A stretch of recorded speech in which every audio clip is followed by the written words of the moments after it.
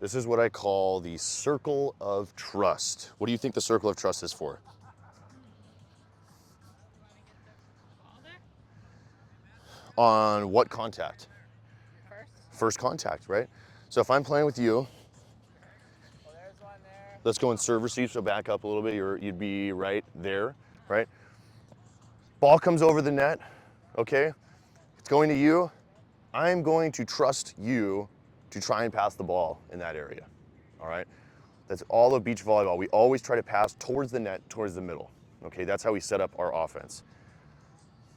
The next part of it are these points, smaller circles, or I call them points, okay? They're just outside the circle. What do you think the points are for? Huh. I guess where I want to be ready for the first ball? If I was passing? Yeah. Correct. I like to call it the point of hesitation, okay? Oh, okay. So I like that. if the ball, as soon as the ball is served, and I know the ball's not coming to me and it's going to you.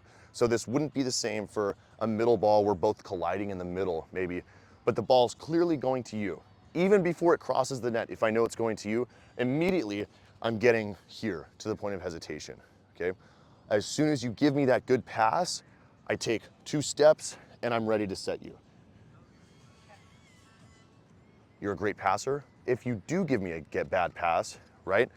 Maybe it goes over there. I still have time, even if I was back here, to go get that ball, right? You pass behind me. I'm not taking enough of a negative step to not be able to go get this pass over here. That's why we wait just on the outside. And very typically, sometimes what will happen is, I'm sure you've been playing and you might be here before your partner passes the ball, right in the middle. Because you've been playing, it's a long day, we're expecting our partner to get a good pass on that one, and then they pass you right there, right? Now you're backing up and having to set that ball off balance, right? Every time you just wait and you give your partner a little grace and you say, hey, I am trusting you to pass in this kind of decently large area. And if you can, I know I can give you a good set, okay? Part of the circle of trust is a perfect pass would be on your half of the circle, okay? If I were to pass the ball, it'd be on my half of the circle. The reason being is it's easier to move forward, right? And if you give me a pass right here, all I have to do is set the ball straight up and set it and forget it. I know you're gonna go up and crush it, right?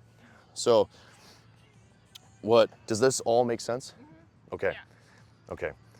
Now, the circle of trust also moves. It moves with the player that's passing the ball. So say I were to pass a ball over here, where would your point of hesitation be? Here. Probably about right there, right? Because ideally, I'm probably gonna pass there would be a perfect pass, right? And then you just take a couple steps and you're there, Okay. okay?